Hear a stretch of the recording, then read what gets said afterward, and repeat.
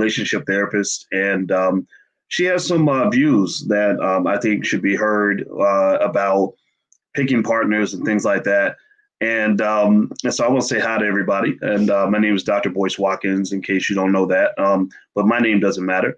So you were talking earlier about, there's like this debate going on about couples coming together based on, looks or money, or, like I need a man who makes a certain amount of money, or how do I attract a woman who looks good and stuff like that. And you kind of seem to have a challenge with some of the superficial stuff, and kind of based on the research, what was on your mind? Well, I just had an issue with, I think financial security is so important in relationships. Like, you can't deny that, but when you base your relationship solely on financial security, that's where I have an issue, So also, good looks are important, but when you base a relationship on the way someone looks, like those relationships are just troubling to me. Okay. So you think looks and like money, I guess I'll ask everybody.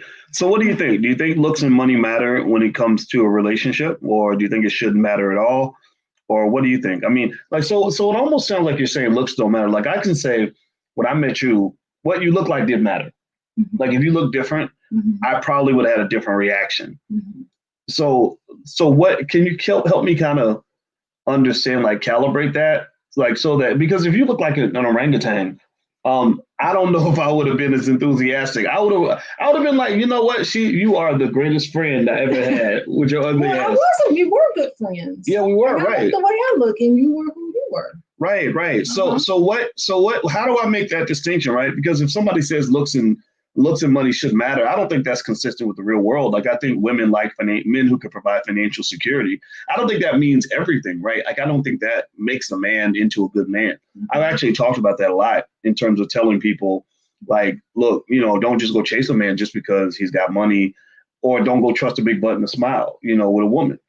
So how can I balance that? Like, give me some research to help me balance. I don't know about research, but I can just say, based on my clinical stuff, is that if you base a relationship, I think what I was saying is that that's the foundation of your relationship. Our foundation is based on how much money you have. My foundation is based on what you look like, or can this person pleasure me in a certain way? I'm going to base so relationships that are based on that, they never last. Or, okay, Boyce, let's me and you get together so that we can be a power couple. Like, if we're basing our relationship on, okay, let's have these things, those are primal energies. Okay. And primal energies, it fluctuates up and down. Sometimes you have some, sometimes you don't. Sometimes you look good one day, sometimes you don't. And if you base your relationship on that, those relationships are doomed to fail. And there's a lot of bitterness and a lot of disappointment and a lot of misunderstandings. When it's based on what this person can do for me, what I can do, I do for you, quid pro quo. You do this for me, I'll do this for you. You look a certain way, let's me and you be a power couple, and let's look for fame. Like, those relationships, are really are not based on love, because we've never even talked about love. Okay. Yeah. So okay. So all right, so I'm hearing what you're saying. Okay, so I'd like to learn more about that. So I'll say this. It seems to me, first of all, let me ask everybody, give me a yes real quick if you can hear me, if you can hear us talking. We're sharing a microphone, so we want to make sure you can hear us. And so Uncle Boyce and Aunt Alicia decided that we wanted to come in and provide some perspective. And I'm going to tell you, I think it's funny, somebody mentioned they mentioned, the brother Kevin Samuels, and they said, they were asking, they did a whole video, a whole show basically saying, why is Dr. Boyce triggered by Kevin Samuels? And that kind of, I kind of felt bad about that, just because I don't dislike Kevin. I just felt, I have a heart for people that maybe feel like, okay, I don't have a chance because I don't make six figures, or I don't have a chance to be high quality because I don't look a certain way, or I'm going to die alone. I think that's kind of a heavy thing to tell somebody, and it's a hard thing to predict. And so I wanted to provide nuance to it, but it wasn't like I was disagreeing with him or fighting with him or saying, oh, you're wrong, you're crazy. But I think hearing from different points of view, like maybe people, and it's weird putting our relationship out there like that because we're human, and human beings have hurdles, right? To say the least, right? And it's like, okay, well, let's be vulnerable and go ahead and share some of that, because I think some people kind of maybe can gain from kind of understanding from that perspective. So tell me, so tell me more about what you were saying as far as, like, I can see what you're saying about the superficial stuff doesn't seem to last. Like if I just, I'll give you one example, like makeup. Like I feel bad. I knew a lady that wore a lot of makeup, and then she wore so much makeup that it damaged her skin. So when the makeup wasn't on her skin, she looked like a different person. And so what would happen is she would take the most amazing selfies, and all the men would be in her DM like, hey girl, let's get together. And I think she gained a fear of intimacy because she knew that once the men got to see her without her makeup, it would be over. Like, because the only thing that brought you in was how I looked in my selfie, right? So I don't know. Can you kind of speak to maybe some of that in terms of that superficial piece and why you can't sort of build off of that? Well, the thing is that my issue now, unlike you, I did have issue with Kevin Samuels. I have an issue with someone giving another person advice and telling them you're not going to get a man because you're a 6 at best. You're not going to get a man. You're looking for a 6, and I have issue with just that person saying, I'm looking for a 6-figure man. If you're basing it on that. So that's why I was saying, if someone was to listen to him and say, oh no, I need to be a 10 on the outside, those things aren't going to last. You need to be a 10 on the inside. Okay.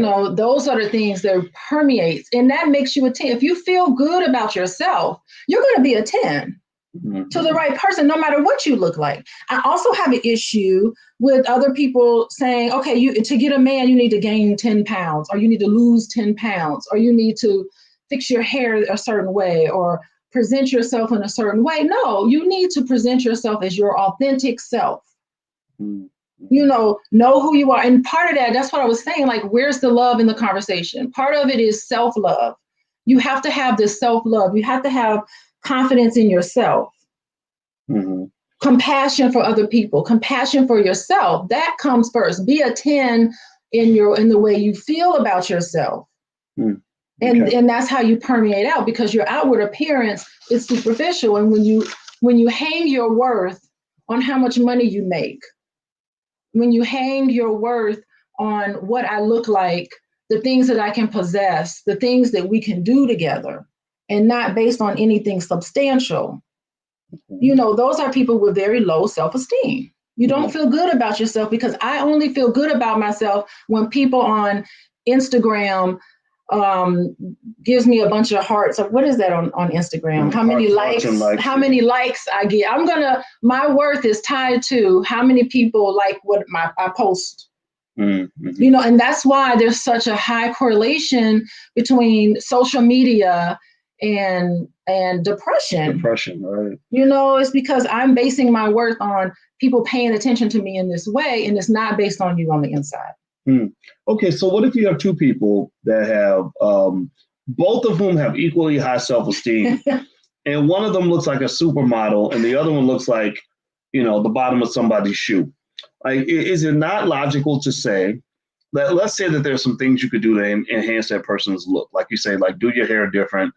You could lose a little weight. You're about 350 now. Let's get you down to about 210, maybe. Right? Is there anything wrong with helping somebody enhance their ability to attract? Because when people are deciding that they want to approach you, all they see is what they see. They can't see your insides. They see what they see, right? So or telling a man, like, hey, we know that it shouldn't matter that you've been a Burger King employee, but you probably would attract more women if you put yourself in a position where you can earn a little more money and have a little more status, at least become like assistant manager or something. Show some ambition at the Burger King, right? Like, I think the ambition would be a way of showing like what kind of man I am, right? What do you think? Boyce, you think those things don't matter? Boyce, this is the thing. I fell in love with you because of who you are. I had no idea that you were the Boyce Watkins when we first started dating. Okay. I had been your friend for such a long time. I had absolutely no idea what was going on in your business life. I didn't even know the Black Business School. I wasn't even on social media. This is my first time being on social media right now, but I wasn't even doing that. I fell in love with you as a person. You know, you were 30 pounds you were 30 pounds heavier than you were right now when we first started dating. Right. You know, I fell in love with your little chubby self. Right. It had nothing. And the thing is that I didn't know what your finances were. I was like, boy, she need me to give you some money. I was ready to give you some money. Wasn't I saying that? Ready to buy me some White Castles. Let me take you out to dinner. Take me to Red Lobster for the cheddar biscuit. You know, and that's what it was. That's what it was, who you were. It was you as a person. All that other stuff. I mean, and the thing is that if you're in a relationship with somebody, you build together. You have to learn how to speak your truth. You have to learn how to talk to somebody. You need to learn how to be honest with that person. That's what sustains a relationship. Loving yourself, speaking your truth, understanding that me and you, we have goals together, boys. We have financial goals together. We work on these things together. Right. Okay. You know, these are things that we're building together. And that's what's key in a relationship. The looks and the money and all that stuff, it fades. It's not sustaining. It's who you are. And I don't care if you could work for the post office and I would still love you and marry you. And that is not what I'm hanging. Our relationship is not hanging on how much money you make. That's why I'm with you to the end. And I said, Boyce, your whole business can collapse. It's okay. You have me. Okay. And those are things that's unconditional. And those are things that I love about you, right? Like those are things that, you know, when I did meet women that were interested in the superficial things, that's what would give a woman a leg up, is that people who are heavy on the superficial stuff, some of them develop a taste for people that are not caught up in all the hype. So like if you were caught up in what I could do for you financially and I picked up on that, then that would be actually kind of a turnoff, because I need to know the rest of who you are, right? But here's the thing. I love that about you. But according to 16personalities.org, there's at least 16 different personality types. And when you say this is what I was thinking, like I wouldn't care about money or anything like that, that doesn't necessarily speak for everybody, right? I'm saying I'm not hanging on relationship. Right. I agree with you. I hear you, right? So just like somebody said, you know, like Kevin Samuel's perspective isn't for everybody, but it is for somebody, right? Because that's why people are there and they're like, okay, I like this. This helps me, right? So it almost seems I critique Kevin only because what he's telling people, you have to look a certain way. That's not going to sustain in a relationship. It's not going to sustain you. Well, what if your goal isn't necessarily to have a long-term relationship? What if your goal? Hold on. What if your goal was just to bag more chicks? What if you were just like, you know, look, I don't really care about trying to get nobody to marry me. All I care about is attracting the people that I want and having options. Like wouldn't there be some value for that kind of advice? Like just like don't worry about all the extra deep stuff until you get to that. Cross that bridge when you get there. First bridge is winning that competition where they're looking at you next to a bunch of other people and deciding who to pick. Okay, what I would say to that is that if women, ladies, if you're looking for a man that's gonna hit it and quit it, you listen to what Kevin Samuels is saying. Okay? If you're looking for a man that's gonna get on his knees and he's going to propose to you in front of millions of people, you listen to what I have to say about relationships. Oh, touche. Because every man I've dated has been 6 figures and higher, and I haven't even looked for men who are 6 figures and higher. That is, I don't know what to say to that, but that's wasn't my criteria. Yeah, but also remember, you know, you were the prettiest lady I met when I was at IU. So I think that sometimes a person who is attractive, who has no problem attracting people, can not be able to relate to the person who's really deeper in the competition. Like, so for example, I'll give you an example using myself. Like once I got to a certain level of status and, you know, and all this other stuff, everybody was really nice to me. Like it was really easy to get people to do things. I'd be like, oh, that person's so nice.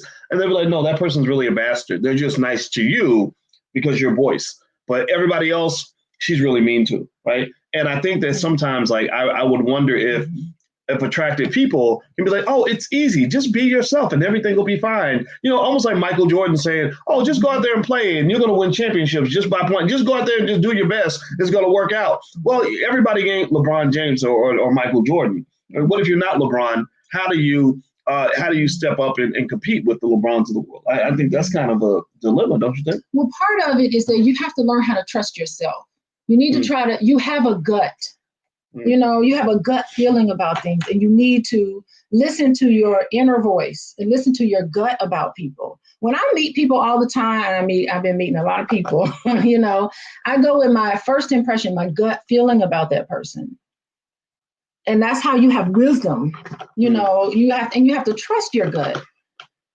Okay.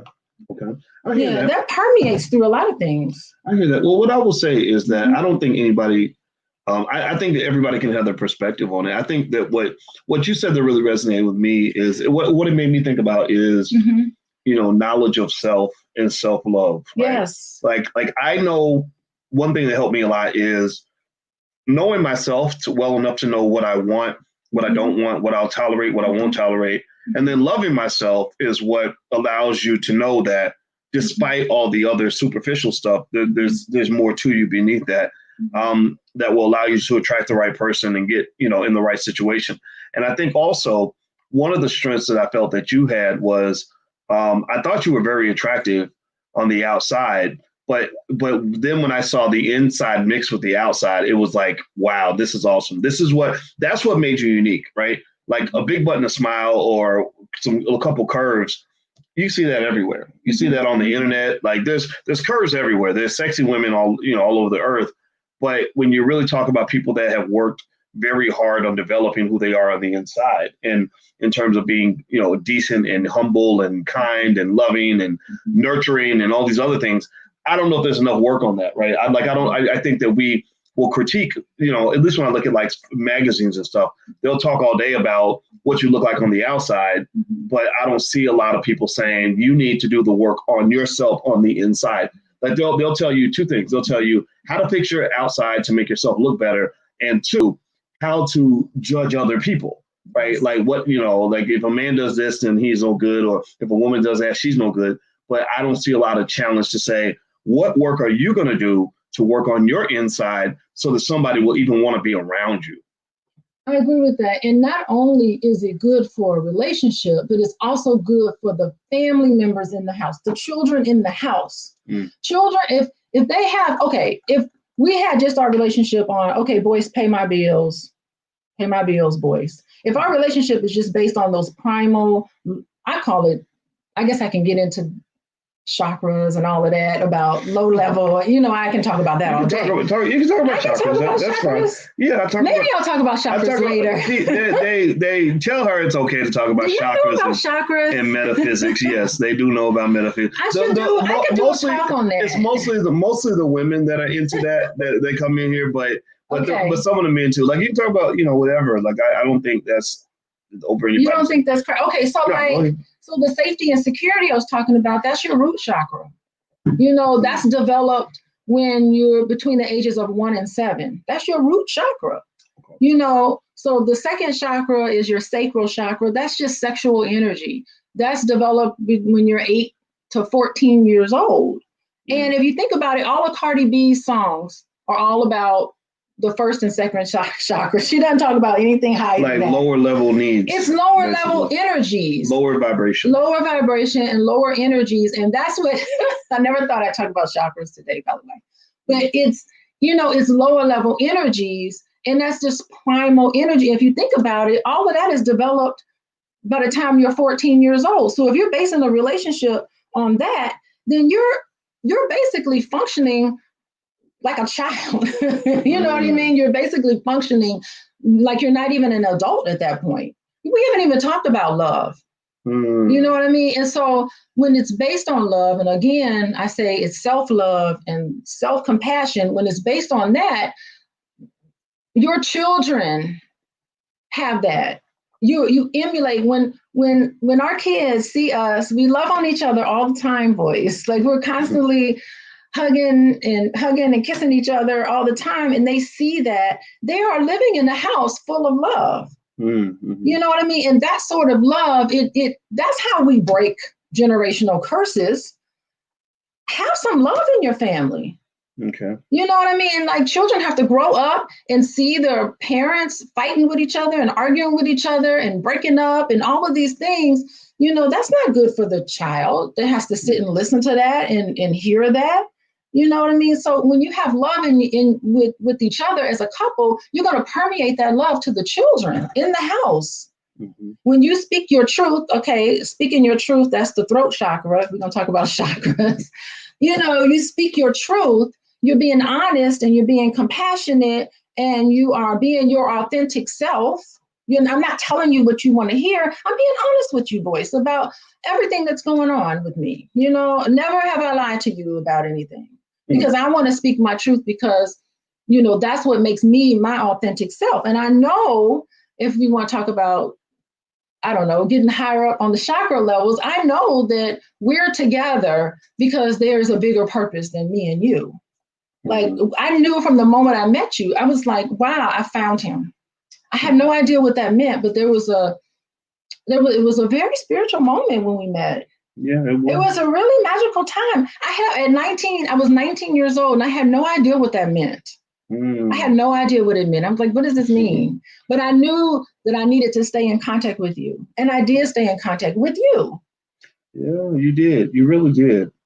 You did. Because I was pretty antisocial. I wasn't. You weren't going to be antisocial with me. You were coming out of your shell.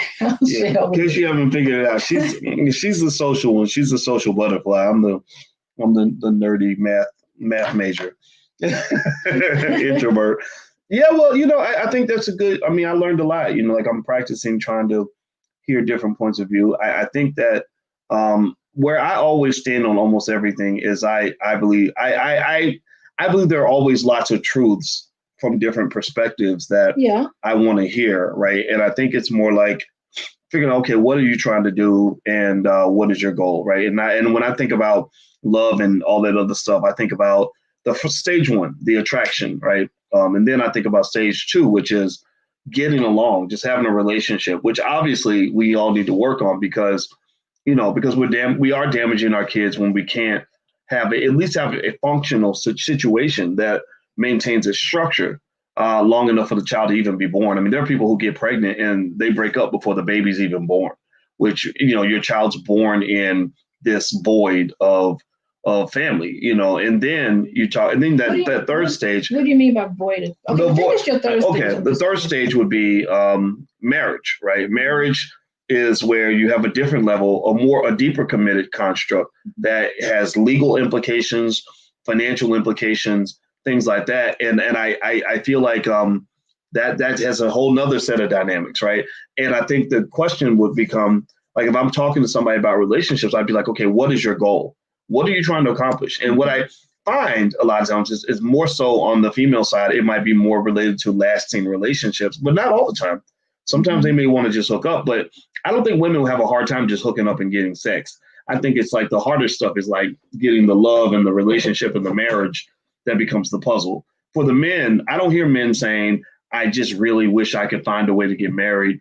They just don't. I never had that problem. I mean, I literally can think of 20 times where I could have got married in the first month if I wanted to.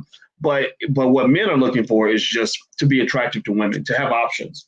You know, I know when I was single, that was my goal. Like, how do I just have options where I have 10 women that are all dying to, like, you know, do whatever I ask them to do? What?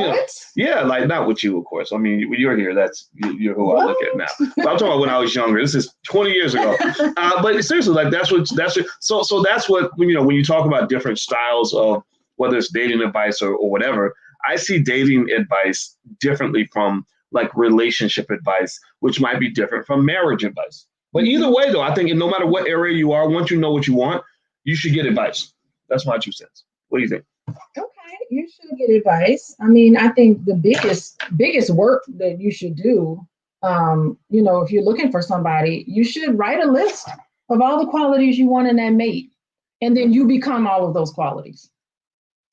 So I don't know about that. I don't think you have to be what you want, right? Like, no, like, I think it's okay for a woman to say, I want a man who makes good money, but I ain't got to make good money because I look good. Because men who have money, like people like Kevin might say this, men who have money do not care how much money you have. I did not care how much money you make. I just didn't. It didn't matter. Okay. So I'm talking different. Go ahead. I'm talking about what qualities do you want in a mate? Mm-hmm. Right. Make a list of them. Pick the five qualities you want in a mate, and then focus your energies, because everything is energy and everything attracts. I'm getting into that woo-woo sort of space. Find out what qualities you want in that person, and then you become those qualities. Mm-hmm. And you will attract that person to you. I can see that. Well, I think if you look at general things, like if you're a kind person, well, you know what? It's funny. I don't know if kind people attract kind people. I think kind people will attract all people, but the assholes might be attracted to the kind people because they feel like they can get over on them, right? So I think a kind person needs to also be kind enough to themselves to demand what they're offering, right? Like if I'm going to be nice, I insist that you be nice to me if I'm nice to you. And I think that is, you know what? That is like, God, that is good, Boyce. Good. That is really good. You know, it really is. You have to make a commitment. You have to make a strong commitment to respectful living. Mm.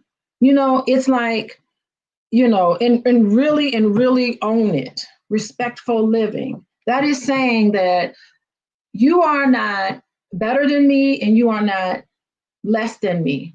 You know, we are equal people and we deserve a level of respect. Nothing should fall below that level of respect.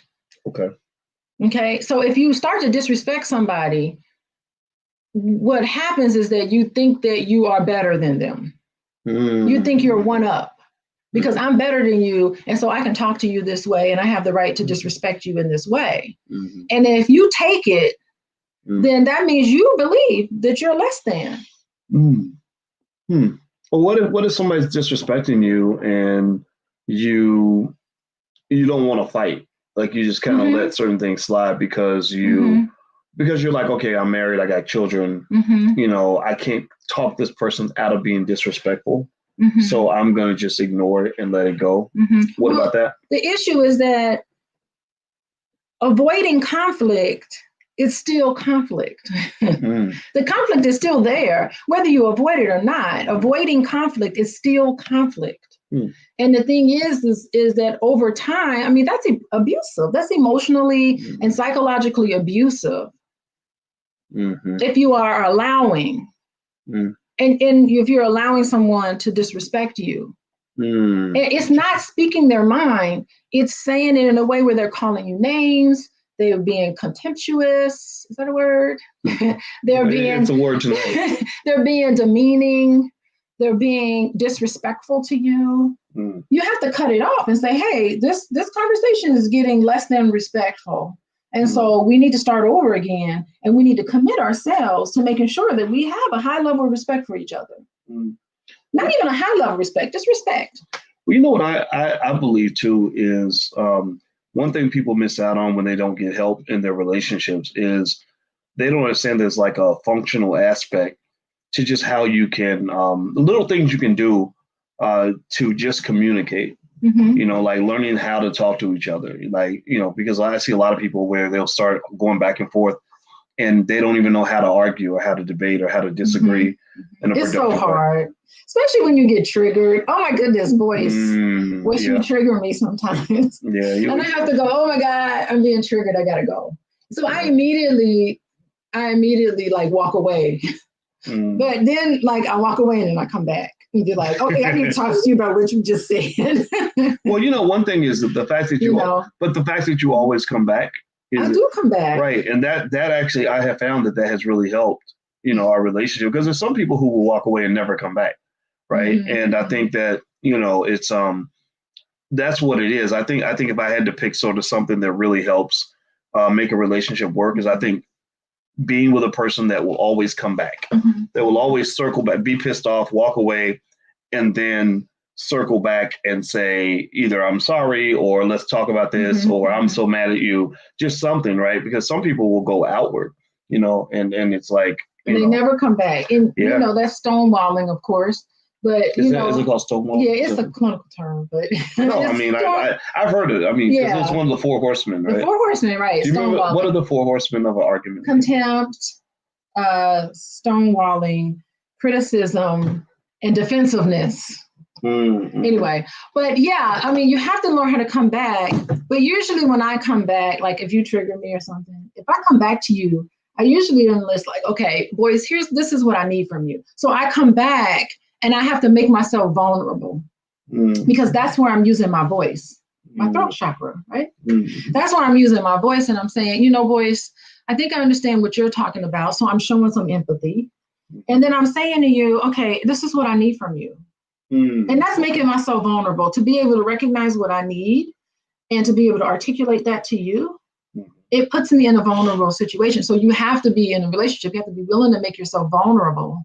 And then I come and I say, Boyce, please, what's going on? I need this from you. Okay. And then you decide whether you're going to do it. Yes, no, or maybe not. Yeah. This is really interesting. Okay, I've learned a lot. Okay, are we done? Yeah, I'm pretty much good. Okay. It's I'm looking at the comments. The comments are pretty hilarious. What do the comments say? Well, Max Jerome says, I'm blessed to have you. So I know Max. I see Max Jerome in my chat. He's a good guy. Okay.